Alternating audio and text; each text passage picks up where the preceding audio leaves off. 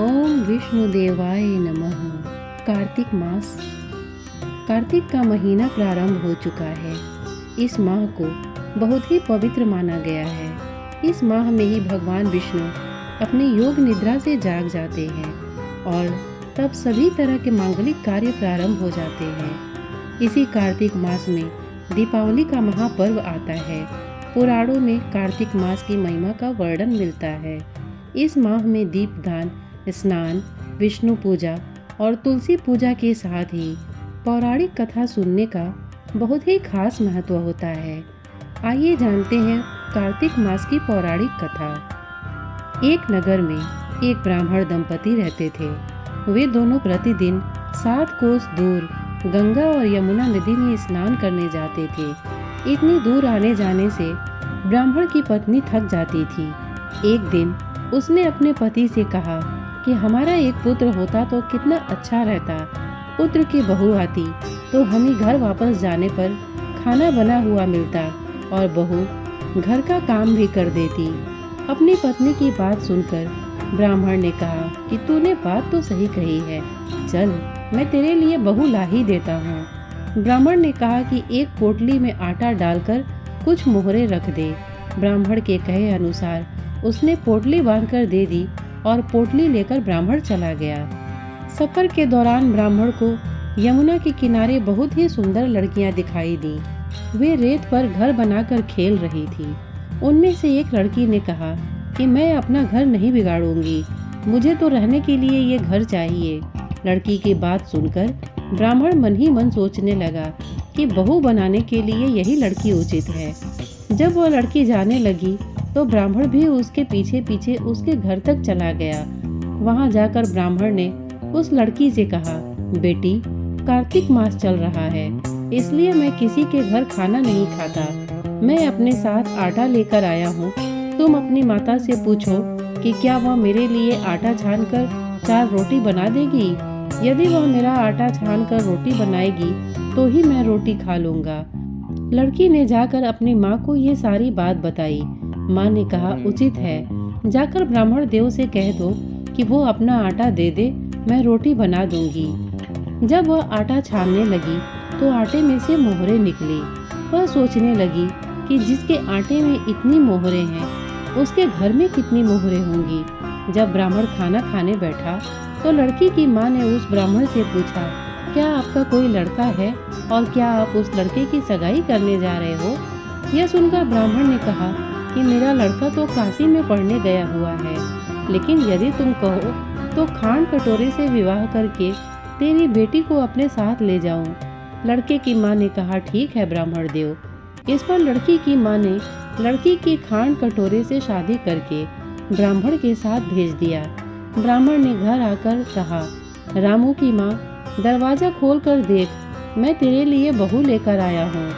ब्राह्मण की पत्नी भीतर से ही बोली, हमारा तो कोई बेटा बेटी नहीं है तो बहू कहाँ से लाए। दुनिया ताने मारती थी, अब आप भी मारने लगे। ब्राह्मण ने कहा, तू दरवाजा खोल कर देख तो।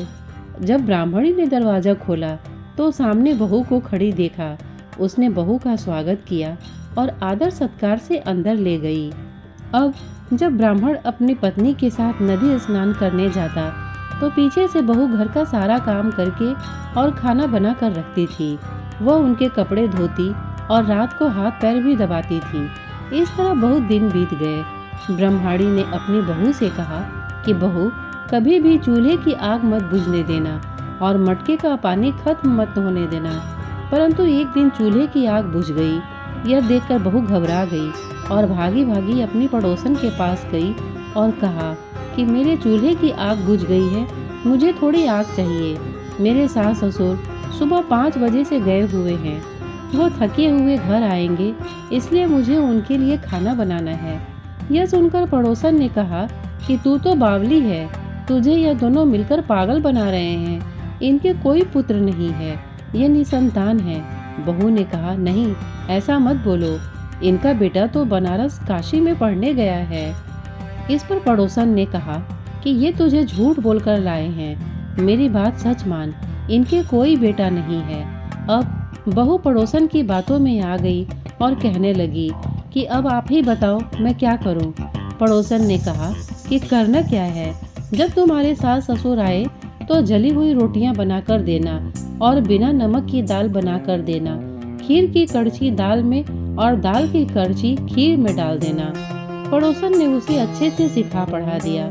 फिर जब उसके सास ससुर घर आए तो उसने न तो उनका आदर सत्कार किया और न ही उनके कपड़े धोए। जब उसने सास ससुर को खाना दिया तो सास बोली, बहू आज ये रोटियां जली हुई क्यों हैं और दाल भी अलूनी है। तब बहू ने पलट कर कहा कि एक दिन ऐसा खाना खा लोगे तो कुछ बिगड़ नहीं जाएगा तुम्हारा। सास ससुर को खरी खोटी सुनाकर वह फिर से पड़ोसन के पास गई और बोली कि अब आगे क्या करना है। पड़ोसन ने कहा कि अब तुम सातों कोठों की चाबी मांग लेना। अगले दिन जब स्नान करने जाने लगे तो बहू अड़ गई कि मुझे तो सातों कोठों की चाबी चाहिए। तब ससुर ने कहा कि इसे चाबी दे दो। तब सास ने बहू को चाबी दे दी। सास ससुर के जाने के बाद जब बहू ने दरवाजे खोले तो देखा कि किसी में अन्न भरा है, किसी में धन भरा है और किसी कोठे में बर्तन पड़े हैं। जब उसने सबसे ऊपर का 7वां कोठा खोला तो देखा कि शिवजी, पार्वती माता, गणेश जी, लक्ष्मी माता जी, पीपल पथवारी, कार्तिक के ठाकुर, राई दामोदर, तुलसी का बिड़वा, गंगा यमुना और 33 कोटि देवी देवता विराजमान हैं। वहीं पर एक लड़का चंदन की चौकी पर बैठा माला जप रहा है। यह सब देखकर उसने लड़के से पूछा कि तुम कौन हो। तब लड़का बोला कि मैं तेरा पति हूँ, अभी दरवाजा बंद कर दे, जब मेरे माता पिता आएंगे तब दरवाजा खोलना। यह सब देखकर बहू बहुत खुश हुई और 16 श्रृंगार कर सुंदर वस्त्र पहनकर अपने सास ससुर का इंतजार करने लगी। उसने अपने सास ससुर के लिए अच्छे अच्छे पकवान बनाए। जब उसके सास ससुर घर पर आए तो उसने उनका आदर सत्कार किया और प्रेम पूर्वक खाना खिलाया और हाथ पैर दबाने लगी। पैर दबाते दबाते बहू ने कहा कि माँ, आप इतनी दूर गंगा स्नान करने के लिए जाती हो तो आप थक जाती हो, इसलिए आप घर पर ही स्नान क्यों नहीं करती हो। यह सुनकर सास कहने लगी कि बेटी, गंगा यमुना घर पर तो नहीं बहती हैं। तब उसने कहा, हाँ माँ जी, बहती है, चलो मैं आपको दिखाती हूँ। जब बहू ने 7वां कोठा खोलकर दिखाया तो उसमें शिव जी, पार्वती जी, गणेश जी, लक्ष्मी जी, पीपल पथवारी, कार्तिक के ठाकुर, राई दामोदर, तुलसी जी का बिड़वा, गंगा यमुना बह रही हैं और 33 कोटि देवी देवता विराजमान हैं। वहीं चौकी पर बैठा एक लड़का माला जप रहा है। माँ ने उसे देखकर कहा कि बेटा तू कौन है। लड़का बोला, माँ, मैं तेरा बेटा हूँ। तब ब्रह्माणी ने पूछा कि तू कहाँ से आया है। लड़के ने जवाब दिया कि मुझे कार्तिक देव ने भेजा है। माँ ने कहा, बेटा, यह संसार कैसे मानेगा कि तू मेरा बेटा है। माँ ने कुछ विद्वान पंडितों से मदद मांगी। पंडितों ने कहा, इस पार बहू बेटा खड़े हो जाएं और उस पार माँ खड़ी हो जाए। माँ ने चमड़े की अंगियाँ पहनी हो और छाती में से दूध की धार निकालकर बेटे की दाढ़ी मूछ भीगे और पावन पानी से गठजोड़ा बंधे, तब मानेंगे कि यह इस माँ का ही बेटा है। उसने ऐसा ही किया। चमड़े की अंगियाँ फट गई और छाती में से दूध की धार निकलकर बेटे की दाढ़ी मूछ भीग गई। पवन पानी से बहू बेटे का गठजोड़ बंध गया। यह सब देखकर ब्राह्मण और उसकी पत्नी का खुशी का ठिकाना न रहा। तो यह थी कार्तिक मास की कथा। कार्तिक के ठाकुर जैसे ब्राह्मण और ब्रह्माणी को बहू बेटा दिया, वैसे सबको देना। कार्तिक मास की कथा कहने सुनने और हुंकारा भरने वाले सब पर कृपा करना। और आइए अब सुनते हैं कार्तिक मास महात्म्य कथा, अध्याय 10। राजा पृथु बोले, हे ऋषि श्रेष्ठ नारद जी, आपको प्रणाम है। कृपया अब यह बताने की कृपा कीजिए कि जब भगवान शंकर ने अपने मस्तक के तेज को क्षीर सागर में डाला तो उस समय क्या हुआ। नारद जी बोले, हे राजन, जब भगवान शंकर ने अपना वह तेज क्षीर सागर में डाल दिया तो उस समय वह शीघ्र ही बालक होकर सागर के संगम पर बैठकर संसार को भय देने वाला रुदन करने लगा। उसके रुदन से संपूर्ण जगत व्याकुल हो उठा, लोकपाल भी व्याकुल हो गए, चराचर चलायमान हो गया। शंकर सुवन के रुदन से संपूर्ण ब्रह्मांड व्याकुल हो गया। यह देखकर सभी देवता और ऋषि मुनि व्याकुल होकर ब्रह्मा जी की शरण में गए और उन्हें प्रणाम कर उनकी स्तुति करने लगे। उन सभी ने ब्रह्मा जी से कहा, हे पितामह, यह तो बहुत ही विकट परिस्थिति उत्पन्न हो गई है। हे महायोगिन, इसको नष्ट कीजिए। देवताओं के मुख से इस प्रकार सुनकर ब्रह्मा जी सत्यलोक से उतरकर उस बालक को देखने के लिए सागर तट पर आए। सागर ने ब्रह्मा जी को आता देखकर उन्हें प्रणाम किया और बालक को उठाकर उनके गोद में दे दिया। आश्चर्यचकित होते हुए ब्रह्मा जी ने पूछा, हे सागर, यह बालक किसका है? शीघ्रता पूर्वक कहो। सागर विनम्रता पूर्वक बोला, प्रभु, यह तो मुझे ज्ञात नहीं है, परंतु मैं इतना अवश्य जानता हूँ कि यह गंगा सागर के संगम पर प्रकट हुआ है। इसलिए हे जगत गुरु, आप इस बालक का जात, कर्म आदि संस्कार करके इसका जातक फल बताइए। नारद जी राजा पृथु से बोले, सागर ब्रह्मा जी के गले में हाथ डाल डालकर बार बार उनका आकर्षण कर रहा था। फिर तो उसने ब्रह्मा जी का गला इतनी जोर से पकड़ा कि उससे पीड़ित होकर ब्रह्मा जी की आंखों से अश्रु टपकने लगे। ब्रह्मा जी ने अपने दोनों हाथों का जोर लगाकर किसी प्रकार सागर से अपना गला छुड़वाया और सागर से कहा, हे सागर, सुनो, मैं तुम्हारे इस पुत्र का जातक फल कहता हूँ। मेरे नेत्रों से जो यह जल निकला है, इस कारण इसका नाम जलंधर होगा। उत्पन्न होते ही यह तरुणावस्था को प्राप्त हो गया है, इसलिए यह सब शास्त्रों का पारगामी, महापराक्रमी, महावीर, बलशाली, महायोद्धा और रण में विजय प्राप्त करने वाला होगा। यह बालक सभी दैत्यों का अधिपति होगा। यह किसी से भी पराजित न होने वाला तथा भगवान विष्णु को भी जीतने वाला होगा। भगवान शंकर को छोड़कर यह सबसे अवध्य होगा। जहाँ से इसकी उत्पत्ति हुई है, यह वहीं जाएगा। इसकी पत्नी बड़ी पतिव्रता, सौभाग्यशालिनी, सर्वांग सुंदरी, परम मनोहर, मधुर वाणी बोलने वाली तथा शीलवान होगी। सागर से इस प्रकार कहकर ब्रह्मा जी ने शुक्राचार्य को बुलाया और उनके हाथों से बालक का राज्याभिषेक कराकर स्वयं अंतर्ध्यान हो गए। बालक को देखकर सागर की प्रसन्नता की सीमा न रही। वह हर्षित मन से घर आ गया। फिर सागर ने उस बालक का लालन पालन कर उसे पुष्ट किया।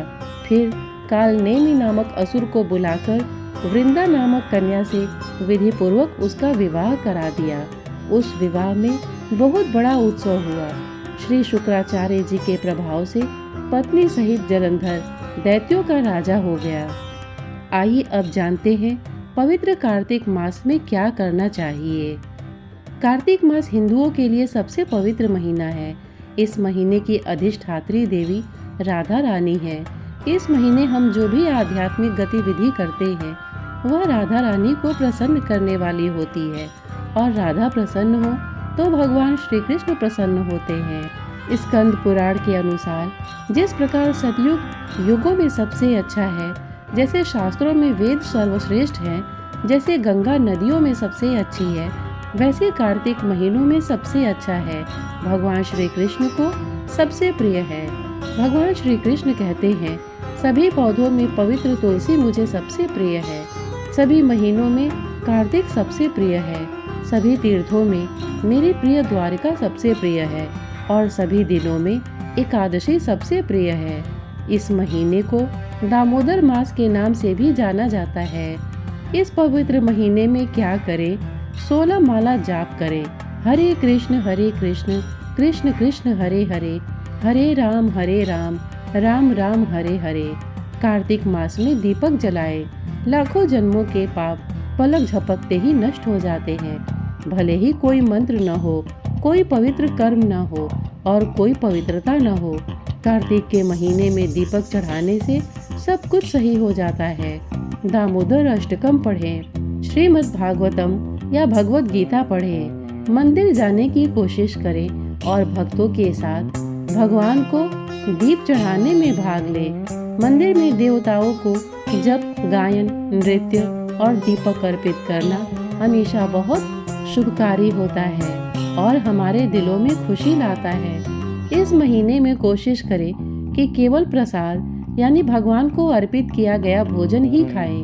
अपनी क्षमता के अनुसार गरीबों को दान करें। पवित्र तुलसी के पौधे की पूजा करें। यदि हम शास्त्रों के अनुसार शुभ कार्तिक मास का पालन करें तो हमें अपने आध्यात्मिक जीवन में सफलता प्राप्त होगी। हम कृष्ण और राधा रानी की कृपा को आकर्षित करेंगे। श्रोतागण, 10वां अध्याय पूर्ण हुआ। इसके पहले की अध्याय और इसके बाद की कथा जानने के लिए आप हमारे चैनल को सब्सक्राइब कीजिए और कथा का आनंद लीजिए। इसके साथ ही इतने धैर्य से इसे सुनने के लिए आपने अपना बहुमूल्य समय दिया, इसके लिए आपका बहुत बहुत धन्यवाद। नमस्कार।